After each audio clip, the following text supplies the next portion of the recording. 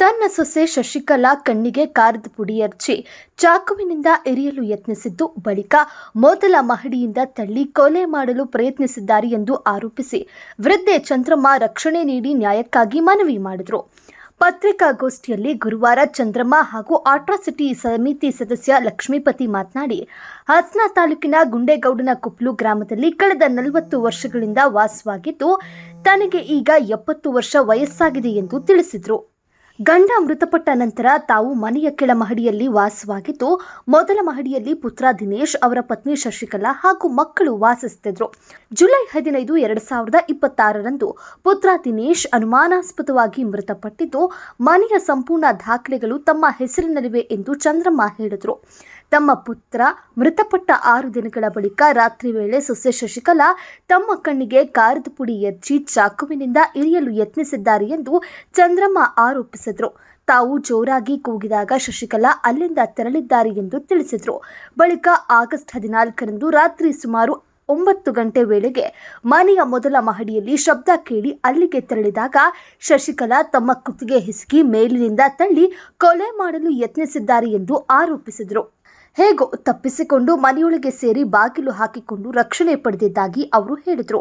ಈ ಸಂಬಂಧ ಅಟ್ರಾಸಿಟಿ ಸಮಿತಿ ಸದಸ್ಯರ ಗಮನಕ್ಕೆ ವಿಷಯವನ್ನ ತಂದಿರುವುದಾಗಿ ತಿಳಿಸಿರುವಂತಹ ಚಂದ್ರಮ್ಮ, ತಮ್ಮ ಪತಿ ಸ್ವಂತ ಸಂಪಾದನೆಯಿಂದ ನಿರ್ಮಿಸಿದ ಮನೆಯಲ್ಲಿ ಶಾಂತಿಯುತವಾಗಿ ಜೀವನ ನಡೆಸಲು ಅವಕಾಶ ಕಲ್ಪಿಸಬೇಕು, ಹಿರಿಯ ನಾಗರಿಕರ ರಕ್ಷಣೆಗೆ ಇರುವ ಕಾಯ್ದೆಯಡಿ ಪ್ರಕರಣವನ್ನ ಪರಿಶೀಲಿಸಿ ಸೂಕ್ತ ನ್ಯಾಯ ಒದಗಿಸಬೇಕು ಎಂದು ಮನವಿ ಮಾಡಿದ್ದಾರೆ.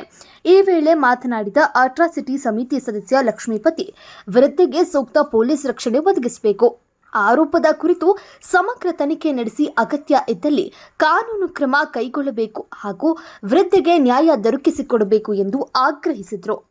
ನಮಸ್ತೆ, ಲಕ್ಷ್ಮೀಪತಿ ಅಂತ ನನ್ನ ಹೆಸರು. ಬೆಂಗಳೂರಿಂದ ಬಂದಿದ್ದೀನಿ.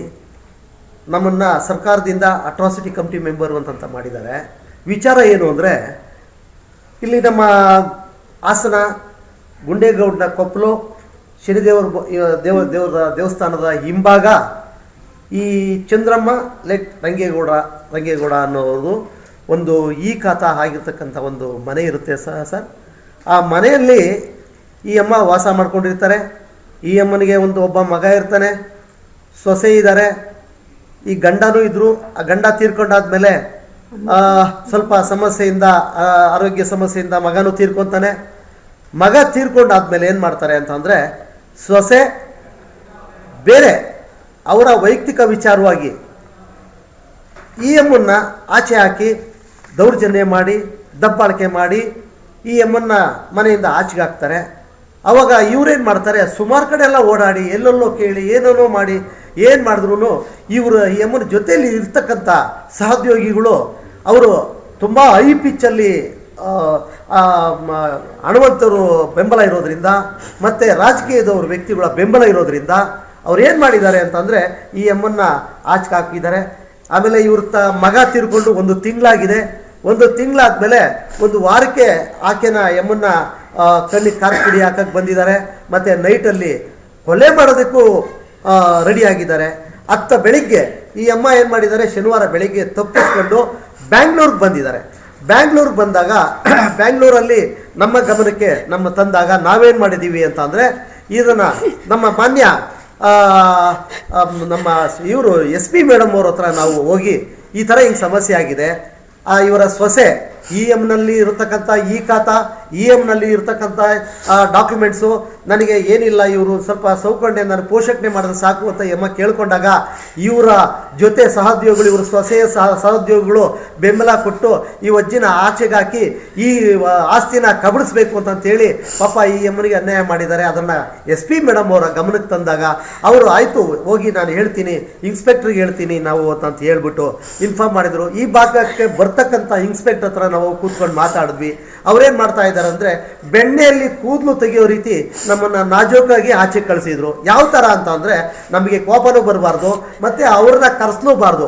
ಆ ರೀತಿ ಈ ಅಮ್ಮನಿಗೆ ಅನ್ಯಾಯ ಮಾಡೋ ರೀತಿ ಅದನ್ನು ಸಹಕರಿಸಿ ನಮಗೆ ಸಹಕರಿಸದೆ ಅವ್ರನ್ನ ನಾನು ಕರೆಸ್ತೀನಿ, ಹೋಗಿ ಮಾಡ್ತೀನಿ. ನಾವು ಹೇಳಿದ್ದೀವಿ, ಬೆಂಗಳೂರಿಂದ ಬಂದಿದ್ದೀವಿ, ದಯವಿಟ್ಟು ಸಹಕರಿಸಿ ಅವ್ರನ್ನ ಕರೆಸಿ ಈ ಅಜ್ಜಿಗೆ ಒಂದು ನ್ಯಾಯ ಸಿಕ್ಕೋ ರೀತಿ ಮಾಡಿಕೊಡಿ ಅಂತಂದರೆ, ನ್ಯಾಯ ರೀತಿ ಯಾವುದೇ ಕಾರಣಕ್ಕೂ ಇಲ್ಲ. ಇಲ್ಲಿ ನಾವು ಭಾಳ ತುಂಬ 1-2-3 ಸಾರಿ ನಾವು ನೋಡಿದ್ವಿ. ಏನೂ ಇಲ್ಲಿ ಪ್ರಯೋಜನ ಇಲ್ಲ. ಅದಕ್ಕೆ ನಾವು ರಿಕ್ವೆಸ್ಟ್ ಮಾಡ್ಕೊಂಡ್ವಿ. ಆಮೇಲೆ ಬೆಂಗಳೂರಿಗೆ ಹೋದ್ಮೇಲೆ ಫೋನ್ ಮಾಡಿದ್ವಿ, ಈ ಥರ ಫೋನ್ ಮಾಡಿ ಈ ಥರ ಹಿಂಗೆ ಸಮಸ್ಯೆ ಇದೆ ನೋಡಿ ಸಾಹೇಬ್ರೆ ಅಂತಂದರೆ ಇವ್ರು ಯಾವುದೇ ಕಾರಣಕ್ಕೂ ಇನ್ಸ್ಪೆಕ್ಟರ್ ಆಗ್ಬೋದು, ಯಾರೇ ಡಿಪಾರ್ಟ್ಮೆಂಟ್ ಪೊಲೀಸ್ ಡಿಪಾರ್ಟ್ಮೆಂಟ್ ಸಹಕರಿಸಕ್ಕೆ ರೆಡಿ ಇಲ್ಲ. ಈಗ ಈಕೆ ಅಮ್ಮ ಏನು ಮಾಡಿದ್ದಾಳೆ ಅಂತಂದರೆ, ಈ ಚಂದ್ರಮ್ಮ ಲಾಸ್ಟಿಗೆ ಇನ್ನೇನು ಇಲ್ಲ, ಉಳಿದಿರೋ ದಾರಿ ಇಲ್ಲ, ನ್ಯಾಯ ಸಿಕ್ಕಲ್ಲ ಅಂತೇಳಿ ಸೂಸೈಡ್ ಮಾಡ್ಕೊಳ್ಳೋದಕ್ಕೆ ಮೊನ್ನೆ ದಿವಸ ಹೋಗಿದ್ದಾಳೆ ಅಮ್ಮ. ಸೂಸೈಡ್ ಮಾಡ್ಕೊಳ್ಳೋದಕ್ಕೆ ಹೋದ ತಕ್ಷಣ ನಮ್ಮ ಗಮನಕ್ಕೆ ಬಂದಾಗ ನಾವೇನು ಮಾಡಿದ್ದೀವಿ, ಇವತ್ತು ಕರ್ಕೊಂಬಂದು ತಮ್ಮ ಎಲ್ಲ ಮೀಡಿಯಾ ಮಿತ್ರರ ಎದುರಿಗೆ ನಾವು ಕುಡಿಸಿದ್ದೀವಿ. ಖಂಡಿತವಾಗಲೂ ಇದು ನ್ಯಾಯ ಸಿಕ್ಕೋದಿಲ್ಲ. ಅದಕ್ಕೆ ಇವಾಗ ಯಾವ ಥರ ಮಾಡಬೇಕು ಅಂತ ಏನು ಅಂತ ಜನಪ್ರತಿನಿಧಿಗಳೇ ತೀರ್ಮಾನ ಮಾಡಲಿ. ನಾವು ಎಕ್ಸ್ಟ್ರಾ ಹೇಳೋದಕ್ಕೆ ನಾವು ಇನ್ನು ಬಾಯೇ ಬರ್ತಾ ಇಲ್ಲ. ನಮಗೆ ಡಿಪಾರ್ಟ್ಮೆಂಟಲ್ಲಿ ನ್ಯಾಯ ಸಿಕ್ಕೋದಿಲ್ಲ. ಅವ್ರು ಕೇಳಿದ್ರೆ ಏನೇ ಇದ್ರು ಅಜ್ಜಿ ಸಾಯ್ಲಿ, ಅಜ್ಜಿ ಸತ್ತಾದ್ಮೇಲೆ ಅವ್ರಿಗೆ ಅಂತ ಭರವಸೆ ಕೊಟ್ಬಿಟ್ಟಿದ್ದಾರೆ. ಹೆಣ್ಮಕ್ಳೆಲ್ಲ ಸೇರಿ ಸಪೋರ್ಟ್ ಮಾಡ್ಕೊಂಡು, ಅವಳು ಹೆಣ್ಮಕ್ಳು, ನಾನು 2 ಜನ ಹೆಣ್ಮಕ್ಳು, ಒಬ್ಬನೇ ಮಗ. ಅವನ್ನ 10 ವರ್ಷ ಆಗಿತ್ತು ಅವ್ನು ಬಿಟ್ಟು 10 ವರ್ಷ ಆಗಿ ಹಂಗೆ ಅಲ್ಲೇ ಮನೆ ಕೇಳೋನು, ಉಣ್ಣನು, ಎಲ್ಲೆಲ್ಲ ಹೋಗೋನು, ತಿನ್ನೋನು, ತಿರ್ಗನು, ಹುಷಾರಿರಲಿಲ್ಲ ಅವನಿಗೆ. ಹಿಂಗೆ ಬಿಟ್ಟು ಹಾಕಿದ ಮೇಲೆ ಏನಾಯ್ತು, ಇವಳು ಏನು ಮಾಡಿದ್ಲು, ಸ್ಕೂಲ್ಗೆ ಅಡುಗೆ ಮಾಡೋಕೆ ಹೋಯ್ತಾಳೆ. ರಂಗೇಗೌಡ ಅಂತ ಹಿರೇಳ್ಳರು ಅವರು, ಆದಿಚುಂಚನಗಿರಿ ಸ್ಕೂಲಲ್ಲಿ ಅವರು. ಆಮೇಲೆ ಅವನ್ನ ಕೈಯಾಗೆ ಹಾಕ್ಯಂದು 10 ವರ್ಷ ಆಯಿತು. ಮನೆ ಮುಂದ್ಗಡೆನೂ ಮಂಜ ಅಂತವ, ಅವನು ನಮ್ಮ ಸೋದ್ರ ಮಾವನ ಮಗನೇ, ನಮ್ಮ ತಾಯಿ ತಮ್ಮನ ಮಗನೇ. ಅವನು ಸೆದ್ದವ, ಅವಳಿಗೆ ಸಪೋರ್ಟ್ ಇದ್ದಾನೆ, ಮಾಸ್ಟ್ರು ಸಪೋರ್ಟ್ ಇದ್ದಾರೆ ಅವಳಿಗೆ. ಆಮೇಲೆ ಆ ಕಡೆಯಿಂದವ ಈಗ ಏನು ಪ್ರತಿಯೊಂದು ಎಲ್ಲನೂ ಸಾಧನೆ ಮಾಡ್ತಾವನೆ. ಅಕ್ಕಿಂದ ಹಿಡ್ದು, ರಾಗಿಂದ ಹಿಡ್ದು, ಅಕ್ಕಿ, ಮೊಟ್ಟೆ, ಎಣ್ಣೆ ಅಂದ ಪ್ರತಿಯೊಂದು ತರಕಾರಿ ಸೆದ್ದ ಸಾಗಿಸ್ತಾವನೆ ಅವನು ಮಾಸ್ಟ್ರು. ಅವನಿಂದ ಸಪೋರ್ಟ್ ಇರೋದ್ರಿಂದ ಇವನು ಮನೆ ಮುಂದ್ಗಡೆ ಮಂದಿನಿಂದವ ಒಂದು ಸ್ವಲ್ಪ ನಮಗೆ ಭಾರಿ ತೊಂದರೆ ಕೊಡ್ತಾವ್ರೆ ಅವರು. ನನಗೆ ಯಾರು ಸಾಕ್ಷಿ ಹೇಳಕ್ಕೆ ಬರ್ದಂಗೆ ಮಾಡ್ಯಾಕ್ಯಾರ ನನ್ನ. ಅಲ್ಲಿ ನೀನು ಬರ್ಕೊಡು, ನೀನು ಆಚೆಗೆ ಹೋಗು, ಬರ್ಕೊಡು, ಆಚೆಗೆ ಹೋಗು ಅಂತ ಮಗನ್ನ ಆಚೆಗೆ ಹಾಕಿದ್ಲು. ಹೊರಗಡೆಗೆ ಟಾರ್ಪಲ್ಲಾಕಿ ಮುಚ್ಚಿದ್ರು. ಅಂಥದ್ರಲ್ಲಿ ನಾನು ಬಾಚಿ ಬಳ್ದು ಅವ್ನ ಕಷ್ಟ ಸುಖ ಎಲ್ಲ ನೋಡ್ಕೊಂಡು, ಅಂಥದ್ರಲ್ಲೂ ನಾನು ಸತ್ತಿಸ ಅವ್ನ ಮೇಕತ್ತಿದ್ದು, ಮನೆಯೆಲ್ಲ ಕೆಚ್ಚೋದು, ಬಡಿಯೋದು, ಇದು ಮೇಲೆಲ್ಲ ಸೋರ್ತೈತಿ. ನೀರು ಆನ್ ಮಾಡಿಕೊಡಿ ಅಂತ ಕೇಳಿದ್ರು. ನೀರು ಆನ್ ಮಾಡ್ಕೊಡೋಕ್ಕೆ ಆನ್ ಮಾಡಿಬಿಟ್ಟು ಮೇಕ್ ಹೋಗೋದು ಇವಳು. ಮೇಕ್ ಹೋಗ್ಬಿಟ್ಟು ಆನ್ ಮಾಡಿಬಿಟ್ಟು ಮೇಕ್ ಹೋಗ್ಬಿಟ್ಟು ಇದು ಮಾಡಿ ಅವಳೆ ಇದು ಮೋಟ್ರ್ ಆನ್ ಮಾಡಿಬಿಟ್ಟು, ನಂದೆಲ್ಲ ಬಾರೆ ಕ್ಲೀನ್ ಮಾಡ್ಕೊತಾಳೆ, ಬ್ಯಾಡ್ರಿ ಬಿಡ್ತಾಳೆ, ಬಿದ್ದೋಗ್ಲಿ. ಮೊಮ್ಮಗಳು ಒಂದು ಹೆಣ್ಣು ಒಂದು ಗಂಡ ಐತಿ. ಅವ್ನ ಮಗನೂ ತೀರೋದು. ಈಗ 1 ತಿಂಗಳಾಯ್ತು ಮಗ ತೀರಾಗಿ. ಈಗ ತಿಂಗಳು ತಿಥಿ ಮಾಡಿದ್ಲು, ಅದಕ್ಕೂ ಕರೀನಿಲ್ಲ. ಸತ್ಯಸ ಧೂಪ ಹಾಕಿ ಕರೀನಿಲ್ಲ ನನ್ನನ್ನು, ಯಾವ ನಾಯಿ ಅನ್ನಲ್ಲ. ಹಿಂಗೆ ಮಾಡ್ಕೊಂಡು ನನ್ನನ್ನು ಮನೆ ಬರ್ಕೊಡ್ರಿ ಬರ್ಸ್ಕೊಳಕ್ಕಾಗಿ ಈ ಥರ ನನಗೆ ಕಿರುಕುಳ ಕೊಡ್ತಾವಳೆ. ಮನೆ ಬರ್ಕೊಡ್ಲಿ, ಅವಳು ಎಲ್ಲರೂ ಹೋಗಿ ಜೀವನ ಮಾಡಲಿ, ಅನಾಥಾಶ್ರಮಕ್ಕೆ ಹೋಗಿ ಸೇರ್ಕೊಳ್ಳಿ ಅಂತ ಅವ್ಳು ತೀರ್ಮಾನ ಮಾಡಿಬಿಟ್ಟಾಳೆ ಮನೆಯೆಲ್ಲ ನೋಡಿ, ಮನೇಲಿ ಏನು ಪರಿಸ್ಥಿತಿ ಮಾಡ್ಯಾಳೆ ಅನ್ನೋದ. ಮೋಟ್ರೆಲ್ಲ ಸುಟ್ಟಾಗೈತೆ, ನೀರು ಏರ್ತಾ ಇಲ್ಲ. ಅವನು ಎದುರುಗಡೆ ಮನೆ ನೀರು ಏರ್ಸ್ಕೊಡ್ತಾವನಿ. ಇವಾಗ ನೋಡಿ, ಇದು ಅಜ್ಜಿಗೆ ಸಂಬಂಧಪಟ್ಟ ದಾಖಲಾತಿಗಳು, ಇದು ಒರಿಜಿನಲ್ ಡಾಕ್ಯುಮೆಂಟ್ಸ್ ಎಲ್ಲಾನು ಅಜ್ಜಿ ಹೆಸರಲ್ಲಿ ಇರ್ತಾ ಇದೆ. ಇದು ಯಾವುದು ಪಿತ್ರಾರ್ಜಿತ ಆಸ್ತಿ ಅಲ್ಲ, ಇದು ಸ್ವಯಾರ್ಜಿತ ಕೊಂಡಿರುವಂತ ಆಸ್ತಿ. ಇದು ಗಂಡ ಕೊಂಡಿರೋ ಆಸ್ತಿ. ಅವ್ರ ಗಂಡ ಸತ್ತಿ ಆದ್ಮೇಲೆ ಅಜ್ಜಿ ಹೆಸರಿಗೆ ಎಲ್ಲ ಖಾತೆ ಎಲ್ಲ ಅಜ್ಜಿ ಹೆಸರಿಗೆ ಬಂದಿದೆ. ನಾವು ಪೊಲೀಸ್ನವ್ರ ಹತ್ರ ಸರ್ ಎಲ್ಲ ಡಾಕ್ಯುಮೆಂಟ್ ಎಂಟೈರ್ಡ್ ಒಳ್ಳೆ ಕಿತ್ಕೊಂಡಿದ್ದಾರೆ ಸರ್. ಮೊನ್ನೆ ನೂಕಕ್ಕೆ ಬಂದು ಗುಂಡು ತಾಲಿ ಎಲ್ಲ ಆಸ್ತಿ ಬಂದು ಒಂದು ಮನೆ ಕೆಳಗಡೆ ಗ್ರೌಂಡ್ ಫ್ಲೋರು, ಫಸ್ಟ್ ಫ್ಲೋರ್ ಅಲ್ಲಿ ಒಂದು ಎರಡು ಇದೆ.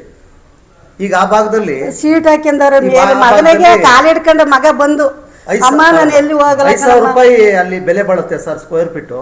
ಅದನ್ನು ಕಬಳಿಸೋ ಉದ್ದೇಶಕ್ಕೋಸ್ಕರ ಈ ಅಜ್ಜಿಗೆ ಭಾಳ ಹಿಂಸೆ ಕೊಡ್ತಾ ಇರೋದು.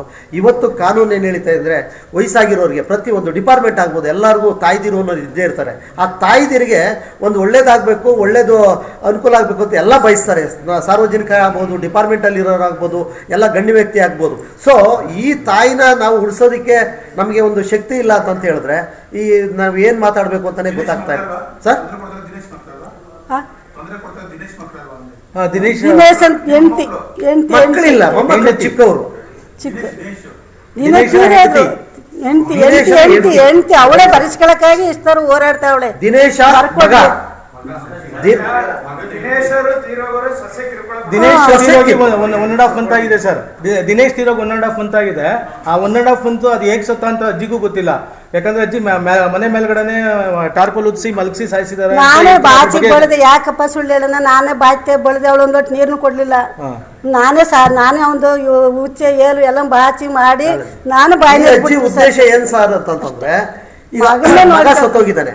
ಈ ಮಗ ಸತ್ತೋದಾದ್ಮೇಲೆ ಬೇರೆ ವ್ಯಕ್ತಿಗಳು ಈ ಅಮ್ಮನಿಗೆ ಮಗ ಸಾಯೋದಕ್ಕೆ ಮೇನ್ ಕಾರಣ ಬೇರೆ ವ್ಯಕ್ತಿಗಳು ಸಹವಾಸ. ಮಾಸ್ಟರ್ ರಂಗೇಗೌಡ ಅಂತವ ಹೆಡ್ ಮಾಸ್ಟರ್ ರಂಗೇಗೌಡ. ಪ್ರಿನ್ಸಿಪಲ್ ಅವರು ಪ್ರಿನ್ಸಿಪಾಲು ಅವನ ಸಹವಾಸ ದೋಷ ಅವನಿಂದಲೇ ಬಿಟ್ಟಿರೋದು ನನ್ನ ಮಗನ ಅಂತ ಕೈಗೆ ಅಜ್ಜಿ ಹೇಳ್ತಾ ಬಿಟ್ಟು ಹಾಕಿರೋದು. ಗುಂಡೋಳ ಕಪ್ಪು ದೇವ್ರ ದೇವಸ್ಥಾನ ಹಿಂಭಾಗ. ಮನೆ ಇರೋದು ಸ್ಕೂಲ್ ಇರೋದಿಲ್ಲ. ಸ್ಕೂಲ್ ಇಲ್ಲಿ ಗೌರಿ ಕಪ್ಲು ಗೌರಿ ಕೊಪ್ಪನಲ್ಲಿ ಸ್ಕೂಲ್ ಇದೆ ಸರ್. ಅವನು ಸಹವಾಸ ಮಾಡಿ, ಯಾರು ಪ್ರಿನ್ಸಿಪಾಲ್ ಸಹವಾಸ ಮಾಡಿ ಈ ಗಂಡನ್ನ ಬಿಟ್ಟು ಹಾಕಿದ್ರು ಸರ್. ಮಗನ್ನ ಪೋಷಕರೇ ಇಲ್ಲದೆ ಆಗ ಕುಡ್ದು ಈ ಇಂದಿಗೆ ಹೇಳಿ ಕೇಳಕ್ ನಾಚಿಕೆಯಾಗಿ ಅವತ್ತು ಮದುವೆಗೆ 15 ಸಕ್ಕ ಹೋದ್ರು ಗಂಡ ಹೆಂಡತಿ. ತಾಳಮ್ಮ. ಚೆನ್ನಾಗಿರ್ಲಿ ಅಂತ ಆಕೆ ಇರ್ಲಿ ಅಂತ ಮಾಡಿದೆ. ಮಗ ಸತ್ತೋದ್ಮೇಲೆ ಪೂರ್ತಿ ಇವರು ಮತ್ತೆ ಬೇರೆ ವ್ಯಕ್ತಿಗಳು ಜೊತೆ ಸೇರಿ ಆಸ್ತಿ ಕಬಳಿಸೋಕ್ಕೋಸ್ಕರ ಇದೆಲ್ಲ ಪ್ಲಾನ್ ಮಾಡ್ತಾ ಇದ್ದಾರೆ. ಪ್ಲಾನ್ ಮಾಡ್ತಾವ್ರು.